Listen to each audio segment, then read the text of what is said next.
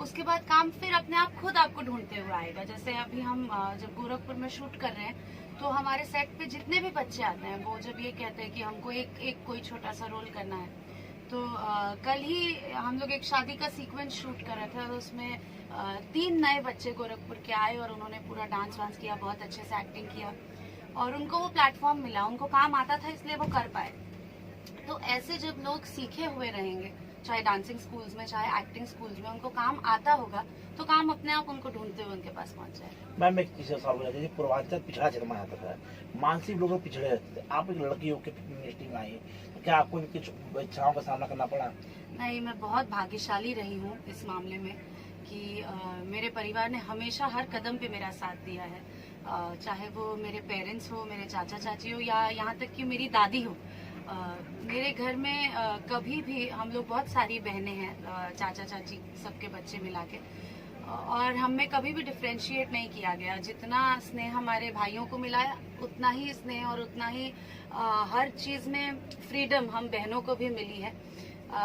पर हाँ, कभी कभी ये सुनने में मिलता है कि यहाँ पे परमिशन नहीं देते हैं लोग, तो मैं इतना ही रिक्वेस्ट करूंगी कि आप लोग ट्रस्ट कीजिए अपने बच्चों पे और उनके साथ शूट पर जाइए, उनको थोड़ा समय दीजिए, उनको ग्रूम कीजिए, ताकि उनको कभी भी फ्यूचर में ऐसा ना लगे कि अगर मेरे पेरेंट्स ने साथ दिया होता तो शायद मैं बहुत कुछ अच्छा कर लेती और पापा ने मना किया इसलिए नहीं कर पाई। तो एक चांस तो हर बच्चे को मिलना चाहिए। योगी जी ने अभियान जो महिलाओं को बढ़ाने के लिए है, सर क्या इससे फायदा मिल रहा है आपको?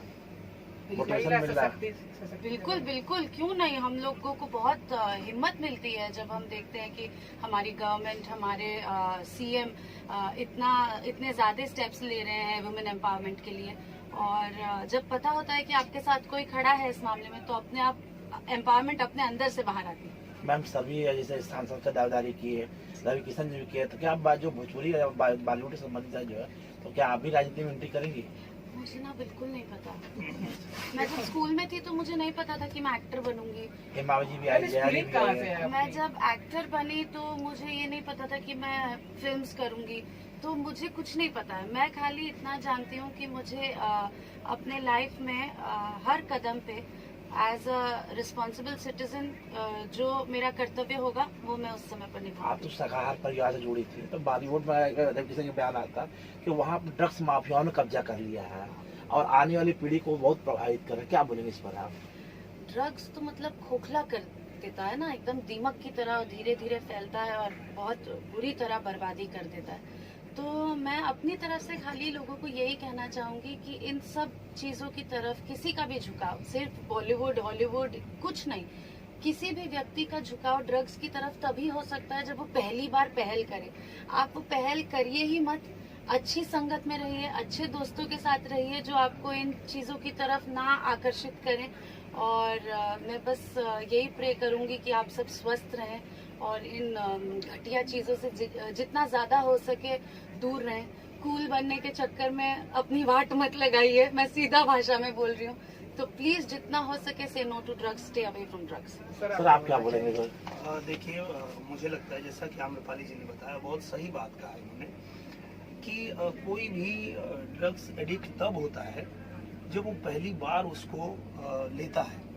तो अगर जिसके मन में पहले से ही ये बात हो कि भाई ये जीवन बर्बाद कर देगा और कर ही देता है, तो जब आप जान के रखेंगे कि इससे आपका जीवन बर्बाद हो सकता है तो आप उसमें पड़ेंगे ही नहीं। जब पड़ेंगे नहीं तो ही आप बच सकते हैं। जैसे मैं अपना एक अनुभव बताता हूँ, ये मेरा खुद का अनुभव है कि मैं जब छोटा था, बहुत बच्चा था, तो मैं अपने पापा के साथ गया था उनके प्रोग्राम में, और वहाँ प्रोग्राम में लोग ठंडई बोल के उनको भांग पिलाते, ठंडई बोल के उसमें भांग मिक्स था, पिला दी और मेरे पापा ने पी लिया।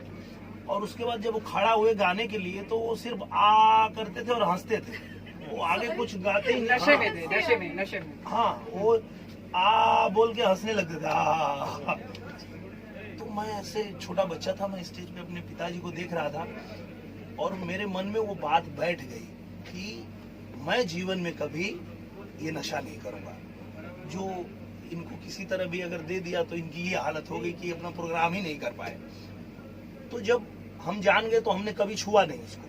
तो यही होना चाहिए इंसान को कि अगर किसी को भी आप देख रहे हैं कि कोई पी के बर्बाद हो गया, कोई नशा करके मर गया, तो आप जान जाइए कि अगर आप करेंगे तो आपका भी वही हाल होगा। तो जान जाएंगे तो उसको छुएंगे नहीं, यही रास्ता है, दूसरा तो कोई रास्ता है नहीं। और इतनी डॉक्यूमेंट्रीज, इतनी फिल्में बनी है इस चीज के बारे में अवेयरनेस क्रिएट करने के लिए।